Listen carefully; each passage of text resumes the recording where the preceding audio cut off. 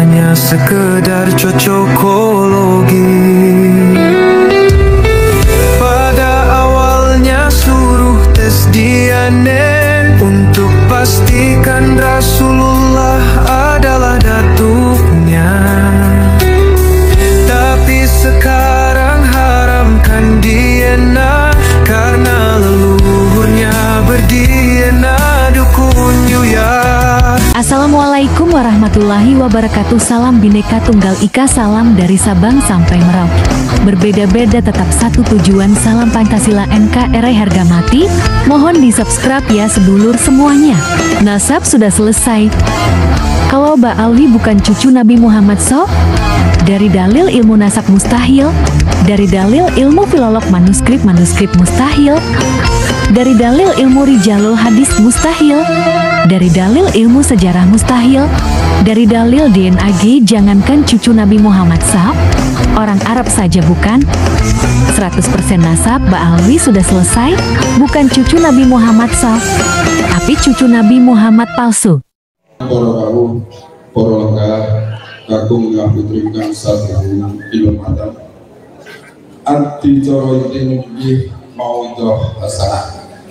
Bila saking menika dumateng panjenenganipun Al-Mukarram Romo Kyai Haji Imam Budin Usman, pengasuh Pondok Pesantren Nahdlatul Ulum Kresek Tangerang Banten, wekdal sasana Pandewara kasimangaken. Sumangga nuwun.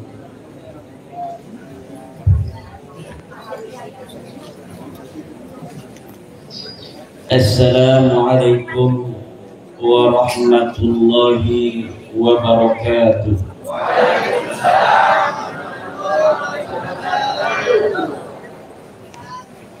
Alhamdulillahil malikil hakim, al-jawadil karimil azizir rahim, فالطريق إليه واضح للقاصدين والدليل عليه لائق للناظرين، والصلاة والسلام على سيدنا محمد وعلى آله وأصحابه الطيبين الطاهرين.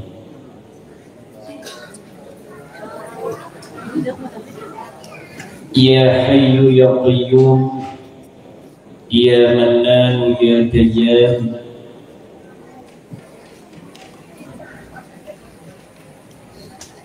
يا ذا الجلال والإكرام، اللهم اغفر لأباه رضوان وارحمه وعافه واعف عنه وأكرم نزله ووسع مدخله واغسله بالماء والثلج ونقه من الخطايا كما ينقى الثوب الأبيض من الدنس. اللهم اجعل قبره روضة من رياض الجنان ولا تجعل قبره حفرة من حفر النيران. ولجميع آبائنا وأمهاتنا وأجدادنا وجداتنا وأعمامنا وعماتنا وأقربائنا وقراباتنا ولجميع مشايخنا ولوالديهم ولجميع من أحسن إلينا وذوي الحقوق الواجبة علينا. آمين اللهم. أما بعد فيا أصحاب الفضائل حضرات المكرمين، para alim, para ulama, para kiai, wabil khusus sahibil fadilah, panjenenganipun Mbah Mufid sakeluarga, semoga senantiasa diberikan kesehatan dan keberkahan oleh Allah. Juga para kesepuhan, para kiai Klaten, Kiai Zainal, Kiai Nawawi, dan kiai-kiai yang lain yang tidak dapat saya sebutkan satu persatu, tidak mengurangi rasa hormat saya. Yang saya hormati Tubagus Mogi Nur Fadil Satya Tirtayasa, Ketua Perjuangan Wali Songo Indonesia Pusat,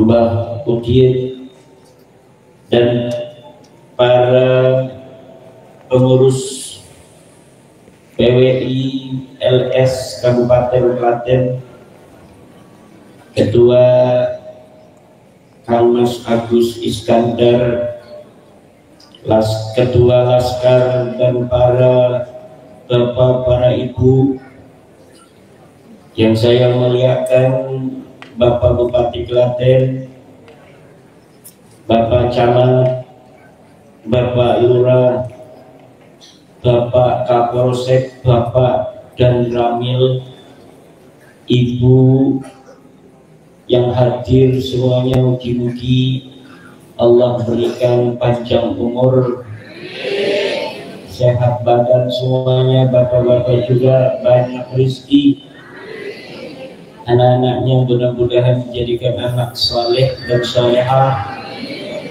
yang ditinggikan derajatnya oleh Allah, jadi pemimpin-pemimpin bangsa, pemimpin-pemimpin negara, pemimpin-pemimpin agama yang akan menjadikan umat manusia ini dan yang akan datang dalam keridhaan Allah Subhanahu wa Ta'ala.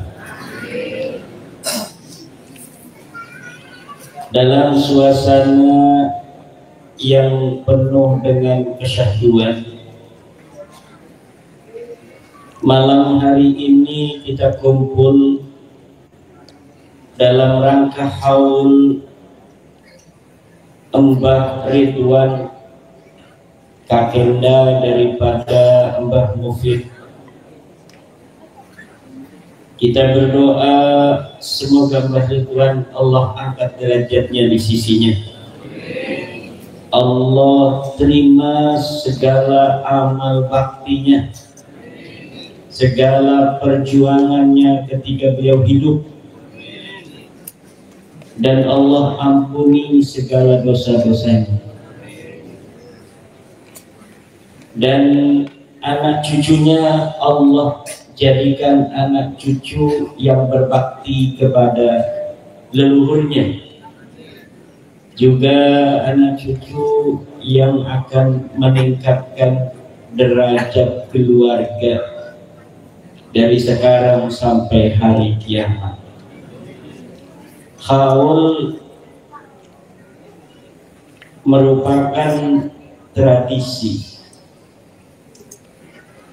Tidak ada amrun khasun, amrun maksusun minad dini lidhikra haul aw li'amalil haul la yakun.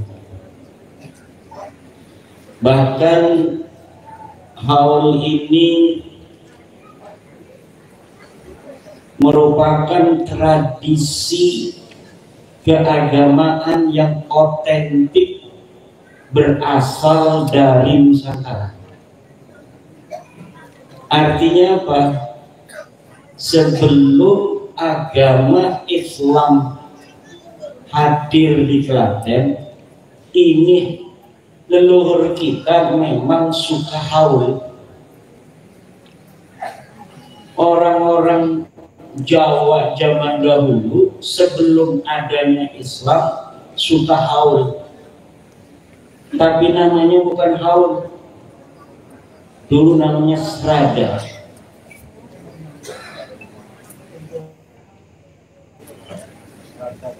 para wali-wali Songo itu ibu-ibu, apabila ada sebuah tradisi dari sebuah masyarakat yang tidak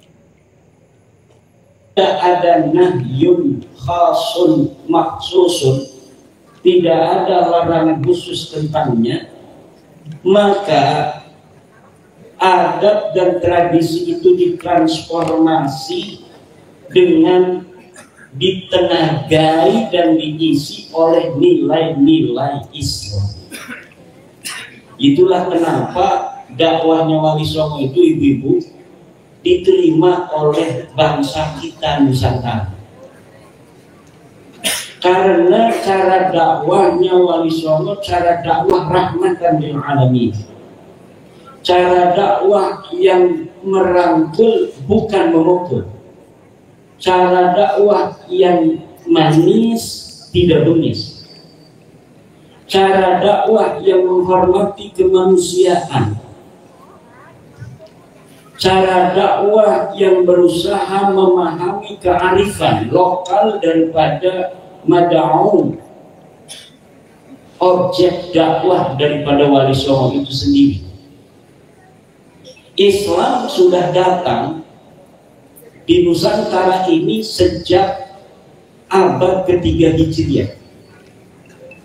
Tapi Islam dibawa oleh para ulama-ulama generasi pertama itu di Aceh tidak masif.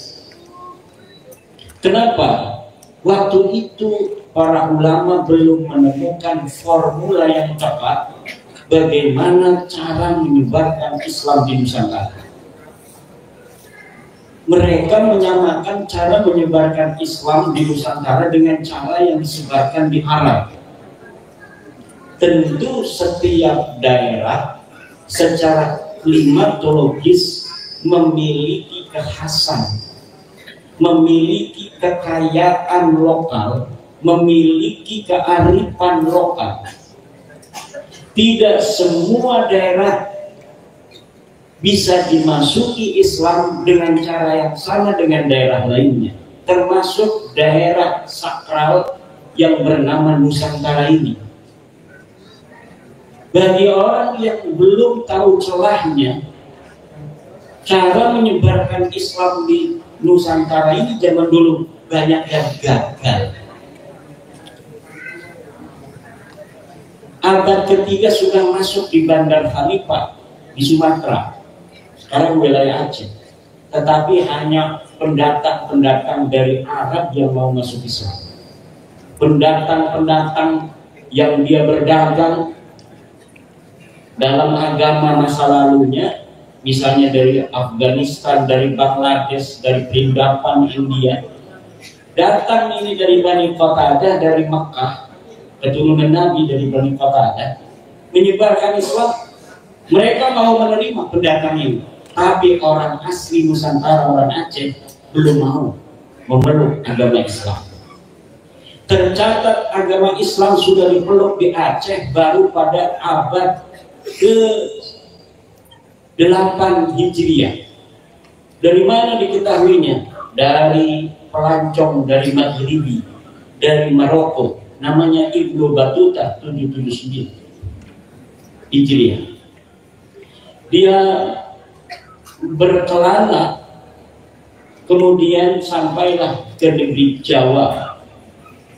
Yang disebut Jawa itu bukan hanya Pulau Jawa, tapi seluruh gugusan pulau-pulau yang berada di Nusantara ini disebut oleh orang Arab Jawa. Itu secara sosial antropologi.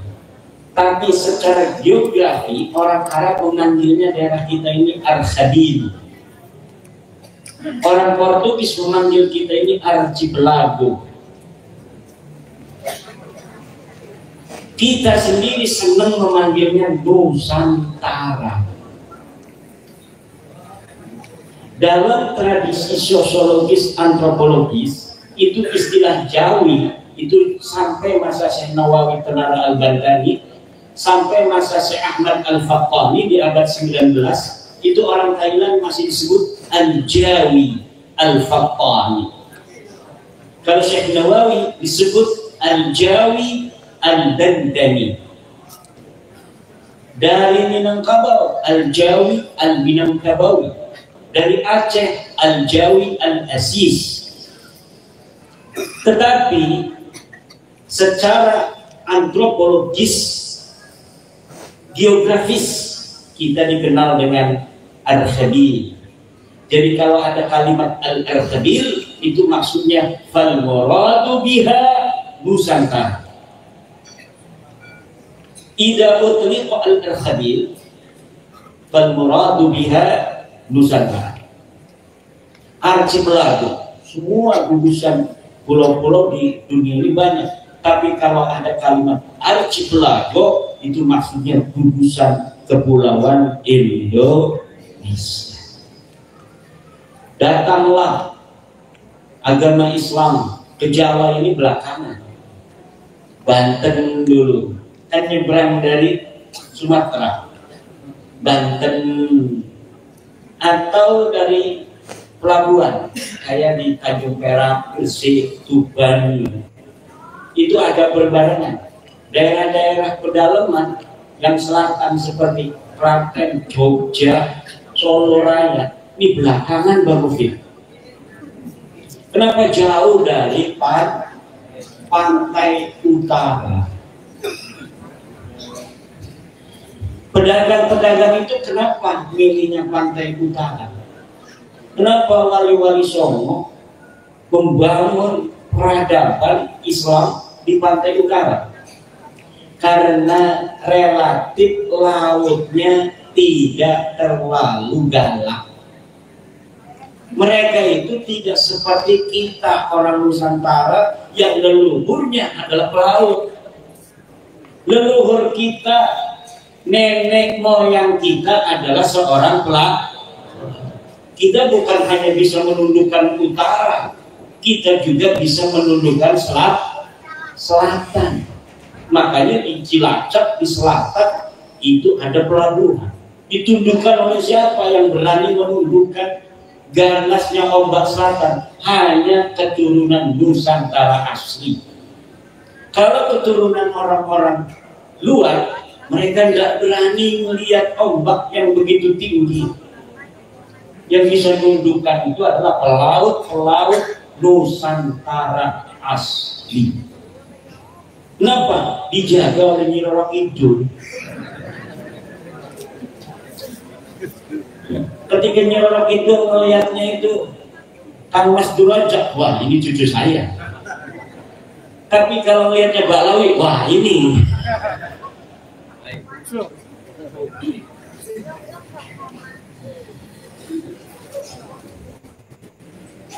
Jadi Islam yang sekarang hari ini ada di Klaten, ada di Sragen, ada di Karanganyar, ada di Boyolali, ada di Wonogiri.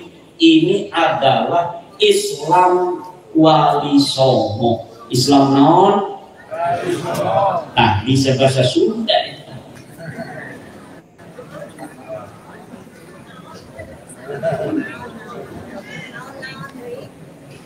Kenapa kemudian orang Klaten mau menerima Islam?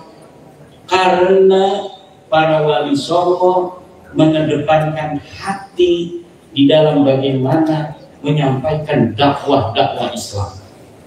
Ketika dakwah itu disampaikan dengan cinta, maka akan dibalas dengan cinta. Ketika dakwah itu disampaikan dengan kearifan, maka akan diterima dengan kearifan.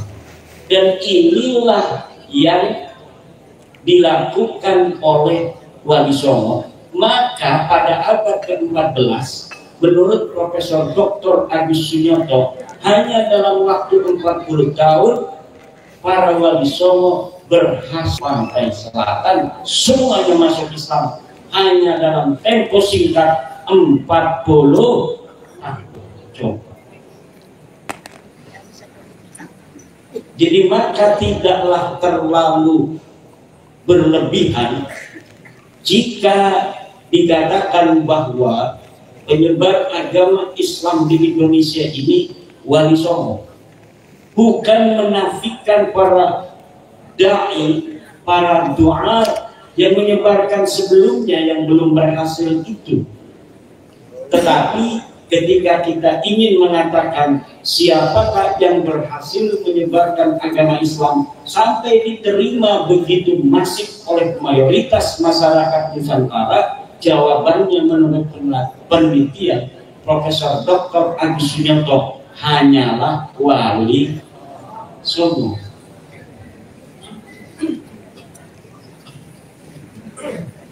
Jadi haul ini seperti ini di Serada sudah ada di zaman sebelum Islam.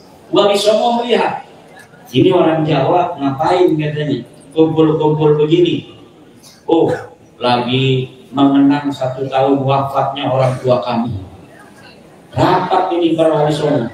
Coba Sunan Giri biasanya dengan Sunan Gunung Jati yang ahli fikih, kaji secara ilmu fikih, ayatnya, hadisnya.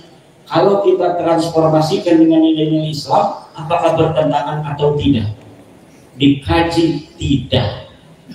Tidak ada nahyun maksusun dinedin tentang adanya berdoa setiap 1 tahun sekali untuk orang-orang tua kita yang sudah meninggal dunia.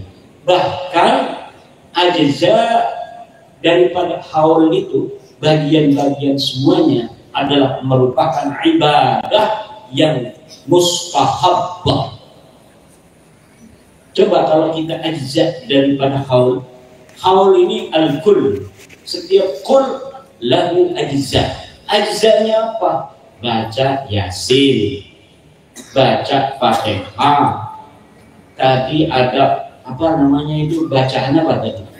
Marhabah ya, hijib rifai, bukan hijib rifai, ratib rifai ya. Kemudian ada baca qori, ada ceramah agama. Semuanya ini adalah mustahab. Ada perintahnya. Baca Quran ada perintahnya. Iqra'ul Quran, iqra'u ma tayassara minal Quran. Nanti sedekah Mbak Mufid tuh, sedekah udah habis tuh. Acara belum selesai, gimana urusannya ini? Makanan udah habis, acara belum selesai, gimana urusannya Mbak? Nah ini namanya apa? Sedekah. Semuanya ada nilai pahala. Kemudian menyampaikan daripada perjalanan hidup yang bisa ditauladani dari seorang Mbah Ridwan, seorang pejuang sabilillah zaman dahulu kala. Itu juga dzikra, apa namanya, dzikrus salihin kafaratul lidzunub, menyebut orang-orang baik itu adalah melebur dosa. Semuanya, tidak ada yang tidak baik. Ajzaul haul itu. Dan haul yang cara-caranya benar seperti ini, cara Wali Songo, ya begini. Ibu-ibu duduk di depan masjid atau di rumahnya sohibul haul, bukan di makam. Ini ada haul zaman sekarang di makam.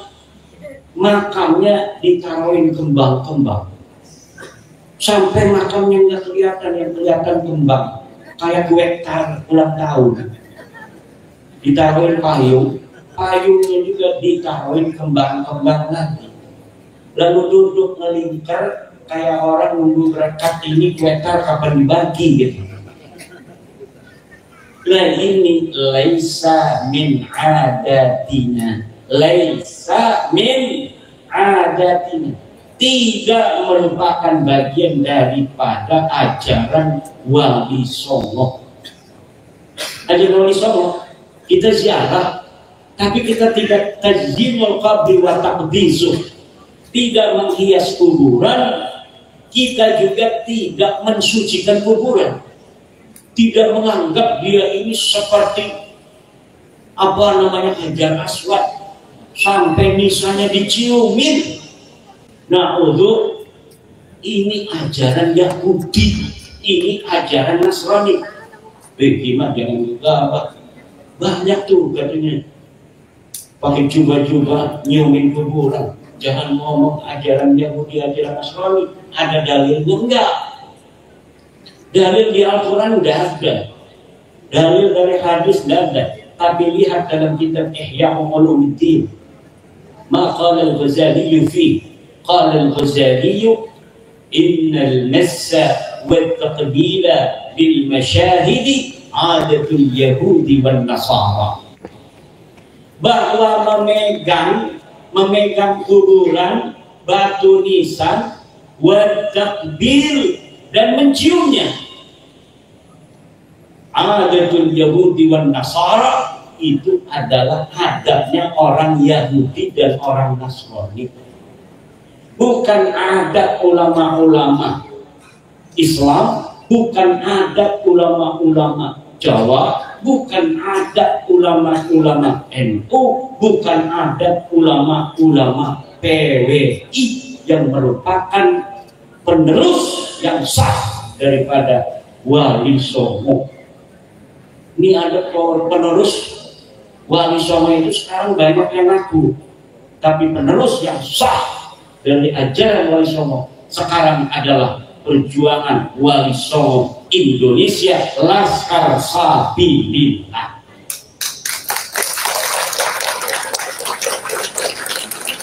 Sudah jelas dikatakan oleh Imam Ghazali, kata Mbah Hasyim Asy'ari, tasawuf kita tasawufnya Imam Ghazali, tasawuf kita tasawufnya Imam Junaid Al-Baghdadi. Imam Ghazali sudah mengatakan innal massa wat taqbila lil masyahidi adatul yahudi wan nasara, bahwa memegang kuburan, mencium-cium makam, mencium-cium batu nisan, adatul yahudi wan nasara, adalah adatnya orang Yahudi dan orang Nasrani. Dan kita dilarang oleh Kanjeng Nabi untuk mengikuti adat-adat orang Yahudi dan orang Nasrani. Tidak boleh kita nyamain. Coba kenapa kita dalam talqin ada duduk, ada berdiri? Asalnya Nabi berdiri, ngelihat orang-orang Yahudi berdiri. Kata Nabi, kita duduk. Ngelihat Nabi duduk, orang Yahudi duduk, Nabi berdiri lagi. Makanya sekarang ada kalau yang baca duduk, yang lain suruh berdiri. Itu asalnya saking tidak bolehnya kita ikut Yahudi. Khaliful musyrikin, berbedalah kamu dengan orang-orang musyrik. Khaliful yahuda wal nasara, berbedalah kamu dengan orang Yahudi dan orang Nasrani. Mentashabbaha biqaumin fahuwa minhum, kata Rasulullah. Siapa orang yang menyerupai satu kaum, fahuwa minhum, maka dia adalah merupakan bagian dari kaum itu. Makanya saya dimarahin sama anak-anak saya yang kecil-kecil. Sekarang di sekolah dasar itu ada ulang tahunan. Jadi ulang tahunan di sekolah. Jadi kalau ada ulang tahun, ibunya bawa-bawa kado. Nanti anak-anak itu yang lain dikasih kunir itu, nasi kunir yang kuning. Nah, anak saya pengen diulang tahunin juga. Kata saya, ulang tahun itu min adatil yahudi wan nasara. Kata ada teman saya, itu maulid juga kan tidak ada zaman nabinya. Beda bos. Kalau maulid, orang Yahudi dan Nasrani tidak mengadakan maulidnya Nabi Muhammad. Ketika kita yang mengadakan pertama kali, berarti kita tidak mengikuti daripada Yahudi dan Nasrani. Tapi kalau ulang tahun, sebelum wong kelaten niki podo ulang tahun, wong Yahudi, wong Nasrani pada ulang tahun. Berarti kita ketika ulang tahun mengikuti gaya orang Yahudi dan gaya orang Nasrani. Bedanya di situ. Understand? Are you happy? Alhamdulillah. Jadi mau ulang tahunan gini. Lah kita itu kalau dakwah sama anak saja kan itu dakwah. Terserah anak kita. Sama istri aja, istri itu bukan kita loh. Istri itu bukan kita. Tapi kita ngomong, apabila ditanyakan oleh istri ulang tahun haram apa halal? Halal. Makanya istri kalau tanggal lahir dia oh, ini tanggal sekian ya, diam aja saya pura-pura blow on. Dia pengennya selamat ulang tahun.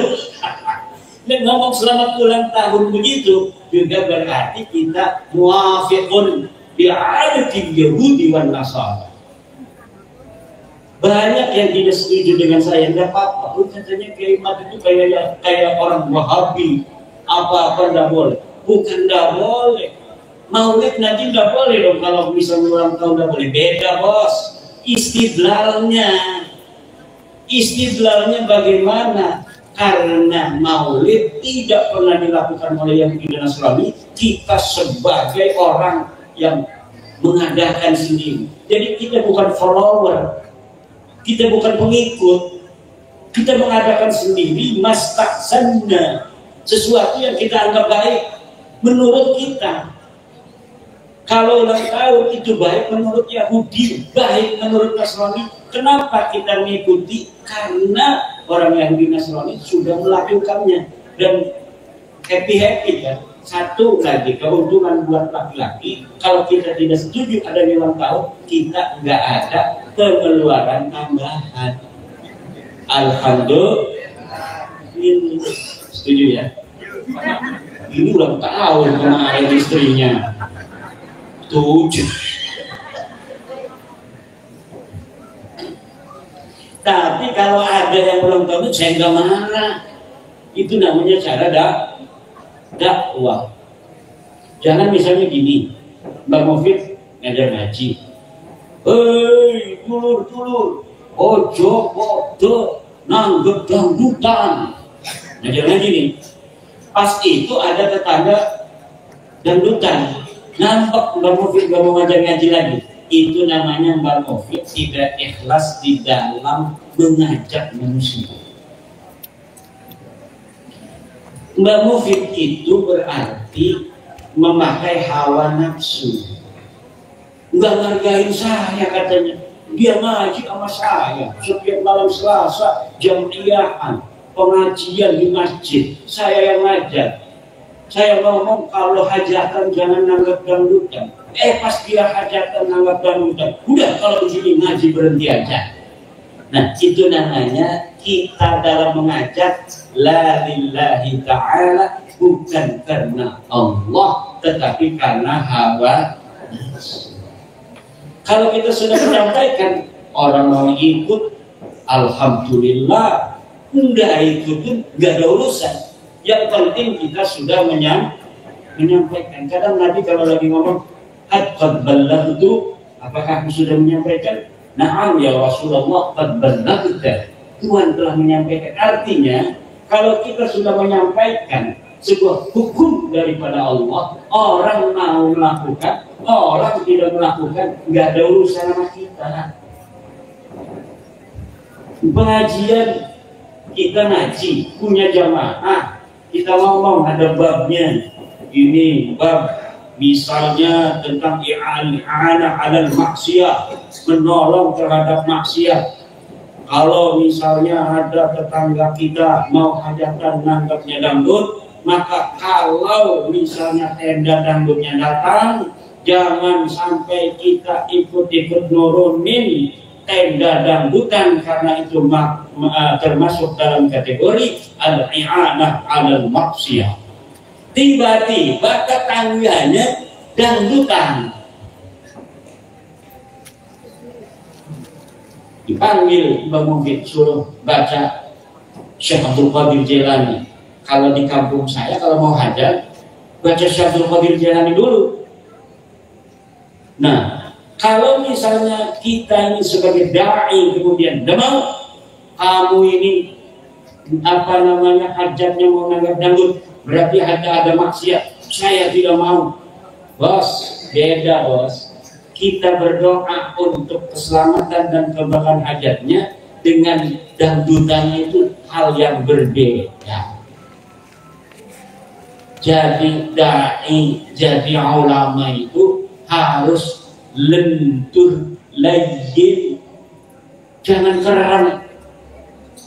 Nanti semua orang kita purikin, tahu gak purik? Kalau bahasa Sunda sananya itu kundungnya. Kalau ini misalnya saya sama Kim Ukit ini temenan, pas saya hajat dia nggak datang, kita nggak mau temenan lagi. Apa namanya tuh? Marahan tuh apa? Purik ya. Ada nggak bahasa purik di sini? Ada tuh. Purik itu sama dengan bahasa kresek. Kresek itu kampung saya, karena salah satu leluhur saya itu dari Wonogiri. Saya banyak leluhurnya. Karena pas kita telusuri, memang kita orang Nusantara ini berasal dari berbagai macam suku bangsa. Kadang-kadang saling menikah. Kalau Nyai Wonogiri itu istri daripada Sultan Abul Maulana Muhammad Nasruddin, punya anak Abdul Mafakhir Mahmud Abdul Qadir, punya anak Pangeran Soleh Mandura Raja, punya anak Raden Mahmud di Kresek juga. Punya anak orang Kresek itu, kampung Kresek. Kata Rimel Abbas kan itu kalau nyinggung saya, Kiai Kresek. Supaya tidak kelihatan orang Banten. Padahal Kresek itu tidak lebih kok Kresek fal Banten liyuna ya'rifun. Kalau disebutin nama Kresek, orang Banten semuanya kenal. Siapa daerah Kresek itu? Man kharaja min Kresek. Siapa orang yang keluar dari masa lalu dari Kresek? Syekh Nawawi Tenaran Bantari, itu bapaknya Syekh Umar, itu ngajinya jadi Kresek itu. Namanya Syekh Syarif bin Ratu Antimah bin Syekh Ali bin Syekh Abdullah bin Syekh Ibrahim bin Syekh Hasan Basri bin Raden Mahmud bin Pangeran Soleh Mandura Raja bin Sultan Abdul Mafakhir Mahmud Abdul Qadir. Nah, itu gurunya daripada Syekh Umar. Syekh Nawawi Tenaran Bantari adalah anak daripada Syekh Umar. Jadi bapak-bapak, ibu-ibu, ada bapak-bapak sini satu. Itu Indonesia ini tidak dianggap sebelah mata oleh dunia. Kenapa? Dalam sisi Islam kita punya Syekh Nawawi Tenaran Bantari, kita punya Syekh Mahfud Abdul Musi, ulama dunia semua. Termas itu, beliau lulusan Termas ya. Ini terkenal seantero dunia.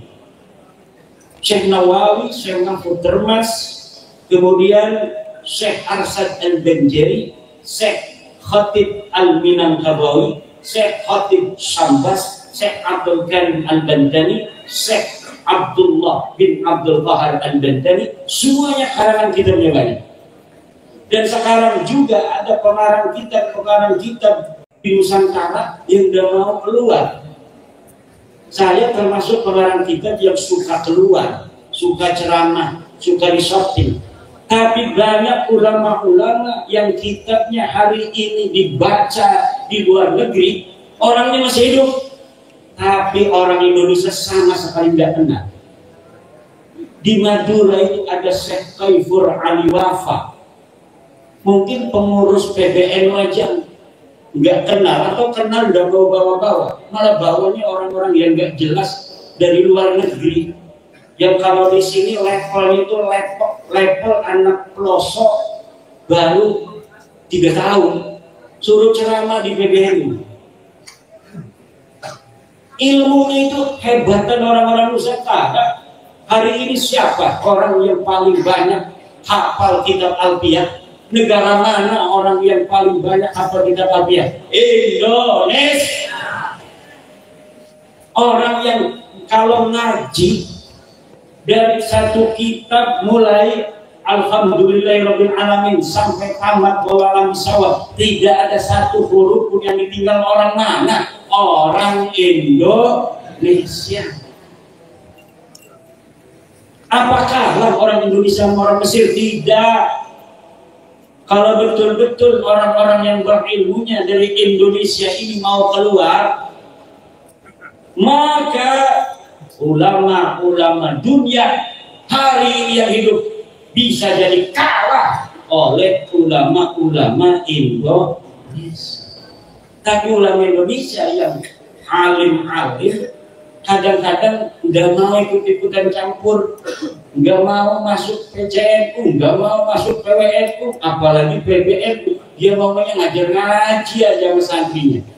Kadang santrinya cuma 20, santrinya cuma 100, tapi ilmunya luar biasa. Dia tidak pengen santri-santri banyak-banyak.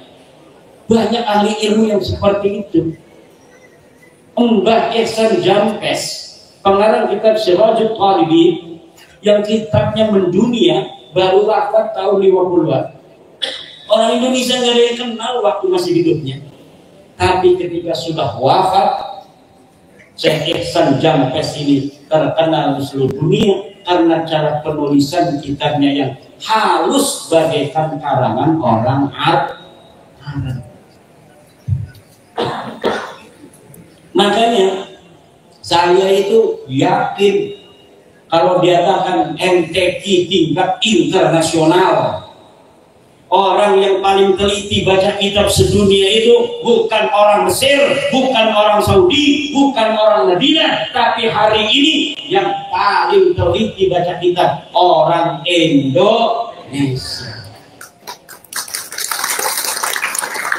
Saya berani jamin, senajan profesor dekening Timur Tengah baca kitab dengan kiai-kiai Indonesia, walaupun di Indonesia kalau baca kitab kita dengerin ngantuk.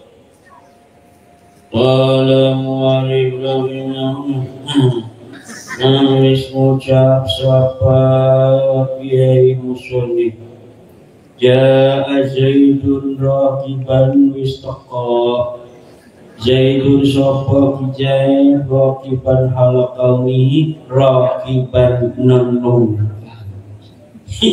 Pegel. Tapi karena itu sanad dari Wali Songonya begitu dulunya gayanya, itu susah sanad itu, sanadnya begitu. Tapi kalau dia lagi ceramah beda gayanya, kalau dia lagi berdiskusi beda. Tapi kalau dia lagi niat ngaji ngalah barokah, udah kemasukan Wali Songo. Ya ngantuk, dia baca sampingnya tidur semua. Itu walaupun tidur barokah. Tapi kalau ditanya satu-satu per huruf, ja'a apa itu? Ja'a kalimat fi'il mati. Zaidun jadi apa? Dia jadi fa'il. Rakiban jadi apa? Dia jadi fa'il. Ditanya istiqomahnya juga bisa. Mana dalil artiannya? Bisa. Orang Timur Tengah belum tentu. Kenapa kita harus inferior kepada orang Timur Tengah dalam Islam? Kita harus inferior kepada orang-orang bule dari warna kulit. Kita harus inferior kepada orang-orang Arab mengenai hidung kita. Padahal kita sama-sama keturunan Nabi Adam alaihissalam. Ibu kita sama-sama Hawa. Ibu kita Hawa, semuanya sama. Kakek kita Adam. Kenapa kita harus merasa kita kalah dengan orang bule? Kenapa kita harus merasa kalah sama orang Mesir? Kenapa kita harus kalah dengan orang Arab? Kita bangsa Nusantara besar-besar. Klaten banyak candi-candi, Mbak Mufid. Apa itu artinya ada candi di Klaten? Artinya bahwa dulu leluhur orang Klaten orang-orang cerdas.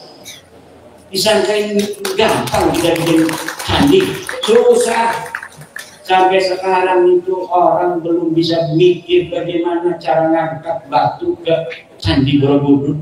Masa lalu Prambanan Klaten ya, Prambanan. Ini berarti ini bapak-bapak orang Klaten ibu-ibu, ini adalah keturunan daripada orang-orang cerdas di masa lalu. Coba zaman sekarang, bisa nggak kita sehalus memahat daripada batu seperti leluhur kita dulu? Belum tentu. Berarti kita ada degradasi. Berarti ada kemampuan yang dimiliki oleh leluhur kita masa lalu, hari ini kita tidak mampu untuk melakukannya. Kita hanya bangga dengan budaya-budaya dari luar, sementara budaya kita sendiri kita hilangkan. Agama boleh berbeda. Leluhur kita waktu itu masih Hindu, leluhur kita waktu itu masih Buddha. Tapi kemampuannya bisa kita ambil. Kita bisa bikin masjid kayak Prambanan. Kalau kita hari ini masih bisa memahat seperti leluhur kita dulu. Kenapa masjidnya begini? Nggak keren, nggak ada batu-batu yang bertumpuk-tumpuk. Karena kemampuan kita jauh dari leluhur kita. Kenapa bisa kemampuan orang Nusantara hari ini terdegradasi? Karena kita dijauhkan, dipotong hubungan kita dengan leluhur kita. Dianggapnya kita ini ujung-ujung lahir jadi Islam. Sebelumnya tidak ada leluhur kita di Nusantara. Kita ini keturunan para raja-raja di tanah Jawa. Minimal tukang batu Prambanan itu leluhur kita. Minimal itu. Cerdasnya luar biasa. Arsitektur dunia melihat Prambanan terkagum-kagum. Orang sini lahir sampai lulus SMA ada yang belum pernah ke Prambanan. Betul? Saya ke Prambanan berkali-kali bawa santri ke Borobudur. Orang sini gak pernah naik Borobudur, gak pernah naik Prambanan, cuma jualan bakpia itu di pinggir jalan. Betul? Nanti cerdasan ibu-ibu. Dapat duit kita, dapat capeknya. Bulan puasa saya pernah naik ke Borobudur karena saya ngantar anak saya pesantren di Gresik. Pulang-pulang mampir dulu ke Borobudur. Kalau saya kan nggak puasa, musafir, tapi saya bawa teman Ustadz. Kata saya musafir nggak apa-apa, nggak puasa juga, saya kuat gitu. Dia tetap puasa terus 2 hari. Pas saya ajak naik ke Borobudur, di atas itu saya minum aqua. Mau buka? Enggak, saya kuat. Semakin siang semakin panas. Turun-turun ada dawet. Dia di belakang saya kan, saya sama istri. Dawet kan saya. Dia diem aja. Mau? Mau? Apa itu? Dawet, ya udah satu lagi gitu ya. Kita ini agama suruh puasa betul. Tapi ada hal-hal di mana kita boleh meninggalkan kewajiban itu dengan adanya udzur. Misalnya kalau kita sedang bepergian atau ada mani, misalnya ibu-ibu sedang haid, nggak apa-apa, nggak puasa, bahkan nggak boleh. Ya. Tapi nanti kalau sudah bulan Syawal, sambil puasa sunnah Syawal 6 hari, sambil kita qadha. Kalau kita nggak qadha dalam 1 tahun, ingat tahun berikutnya harus ditambah 1 mud itu nasi itu beras. Nah, ini bapak-bapak ibu-ibu yang ingin saya kerangkan pada kesempatan malam hari ini mengenai adanya budaya-budaya yang dikira ini budaya kita, seperti megang kuburan, nyium makam, padahal itu bukan budaya kita. Bahkan itu budaya kafir, budaya Yahudi dan Nasrani.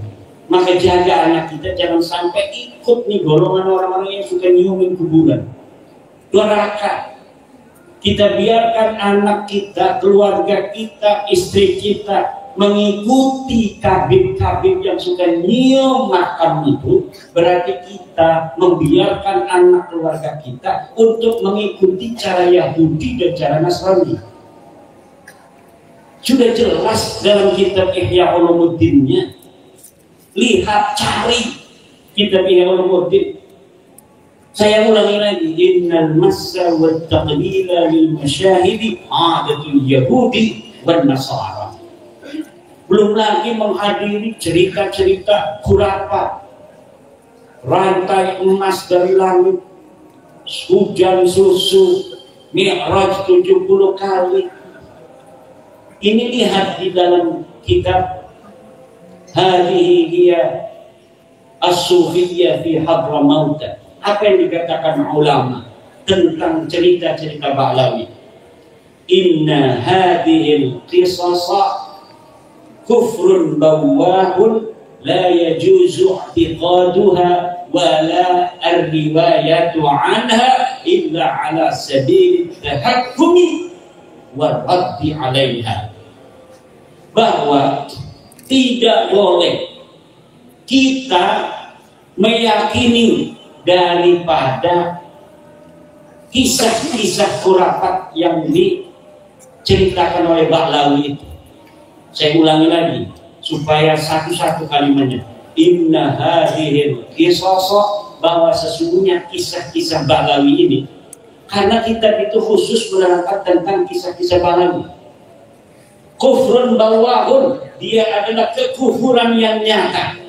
La yajuzu i'tiqaduha, tidak boleh meyakininya, cerita-cerita dusta dan cerita-cerita khurafat itu. Wala ar-riwayatu anha, dan tidak boleh menceritakannya kepada orang lain. Illa ala sabil tahakkum, kecuali atas dasar jalan menghina, meledek. Awil raddi anha, atau kita menolak daripada adanya cerita-cerita itu. Boleh. Kalau kita menceritakan, oh ada orang menceritakan kakeknya bisa menurunkan rantai dari emas, itu kalau kita meriwayatkannya ala sabil tahakkum, meledek, ngerosting, boleh. Awil raddi anha, atau kita menolak bahwa ini adalah cerita dusta, boleh meriwayatkan seperti itu. Tapi kalau meriwayatkan saja, itu disebut oleh ulama itu kufrun bawahun, dia adalah kekufuran yang nyata. Na'udzubillah summa na'udzubillah. Lalu kiai dari mana sih mereka dapat cerita-cerita itu?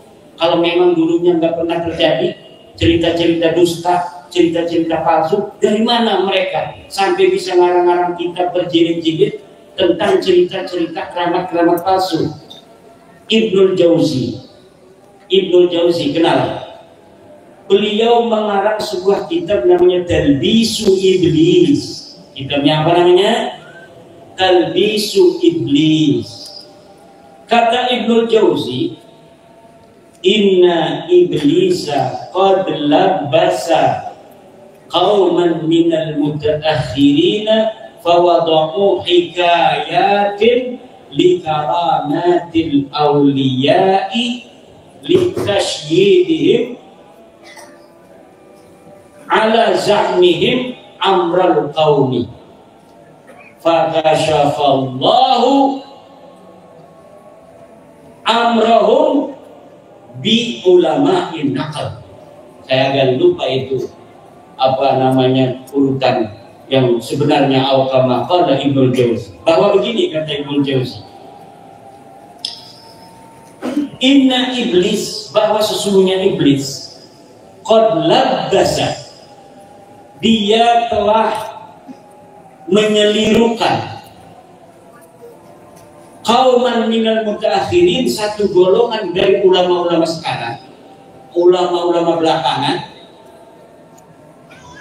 Fawadau, maka ulama-ulama ini yang telah diwahyukan oleh iblis ini, fawadau hikayatin, maka dia membikin-bikin hikayat, membikin-bikin tentang cerita-cerita palsu. Untuk apa? Litashwidihim amral qaumi ala zahmihim. Dia bertujuan agar menguatkan wali-wali yang dia kagumi itu, ala zahmihim, menurut pendapat dia. Itu para ulama menambahi kalimat itu dengan kalimat wal haqqu la yushayyidu bil batil. Sedangkan kebenaran itu tidak bisa dikuatkan dengan kebatilan. Jadi itu cerita-cerita palsu itu diwahyukan oleh iblis, diberikan ilham oleh iblis kepada orang agar bisa mengarang cerita-cerita palsu tentang keramat-keramat kakeknya yang tidak terjadi di masa hidupnya. Na'udzubillah. Nah, ini jadi harus kita jaga akidah anak-anak kita, jangan sampai terlepas dari akidah dan gaya Islam yang diajarkan oleh Wali Songo, kemudian mengikuti ajaran-ajaran baru, nyium-nyium kuburan adat Yahudi, jalan bareng-bareng begitu sambil megang-megang tangan ala orang-orang Syiah, joget-joget. Nah, sekarang ini santri banyak yang joget-joget karena nyontohnya balawi yang sering joget. Orang yang disebut sebagai walinya saja itu senangnya joget. Padahal menurut kita kiai-kiai Nusantara, orang joget itu nggak bisa jadi saksi nikah. Orang yang joget kakinya gerak-gerak begitu, badannya gerak-gerak, tidak bisa jadi saksi nikah.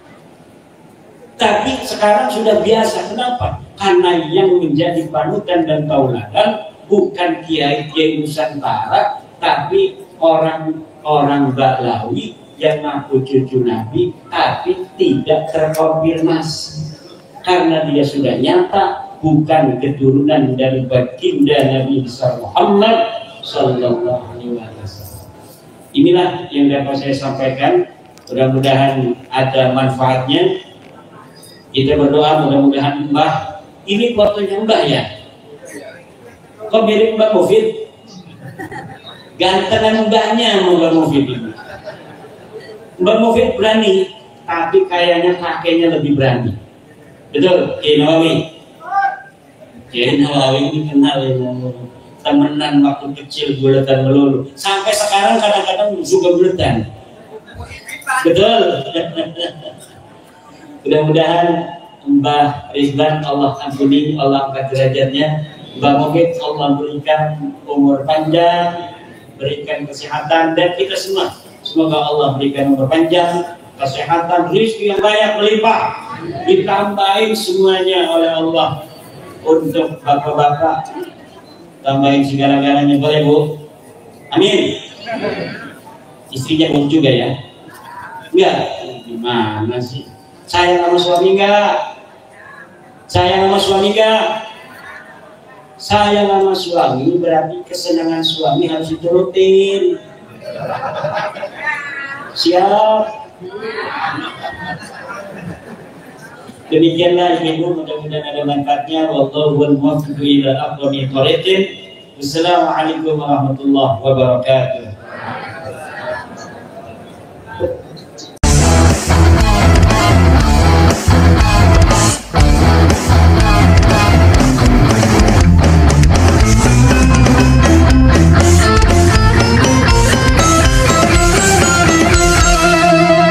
Jadikanlah hidup lebih berarti, jadikanlah laskar sang pemberani, membela ulama kiai pribumi, Wali Songo pewaris negeri. Gelora jiwa ini tak tertandingi, jangan coba-coba mengganggu negeri. Ulama kami terhina, kami pun tak terima. Siap jihad jadi semboyan kita. Kami adalah Laskar Sabilillah, pecinta Wali Songo dan para anbiya, pewaris peradaban Islam di Nusantara hingga berkibar bangsa Indonesia. Kami perisai para ulama, sepenuh hati korbankan jiwa dan raga. Bila nanti tertulis jihad pilihan kami, Syahid bela agama dan negara.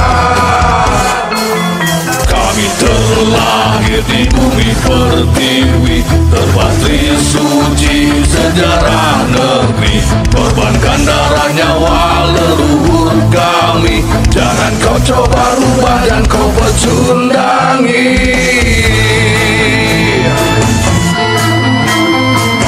Wali Songo adalah durian Nabi, santun berakhlak berbudi pekerti, wariskan agama dan budaya Islami. Jangan coba nodai kami, bela sampai mati. Kami adalah Laskar Sabilillah, tak akan gentar meskipun berkalang tanah.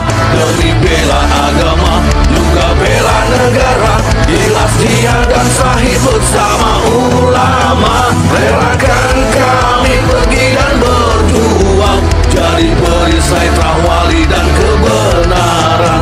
Meski harus berkorban nyawa satu ibadah, demi kebenaran menang dan ditegakkan. Kami adalah Laskar Sabilillah, pecinta Wali Songo dan para anbiya, pewaris peradaban Islam di Nusantara hingga berkibar bangsa Indonesia.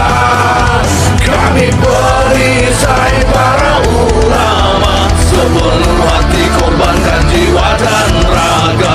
Bila nanti tertulis jihad pilihan kami, Syahid bela agama dan negara.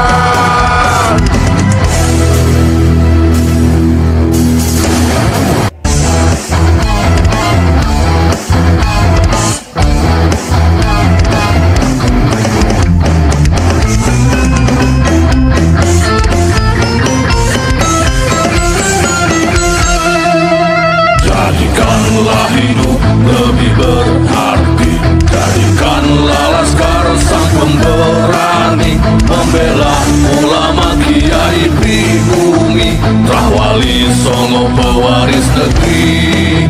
Gelora jiwa ini tak tertandingi, jangan coba-coba mengganggu negeri. Ulama kami terhina, kami pun tak terima. Siap jihad jadi semboyan kita. Kami adalah Laskar Sabilillah,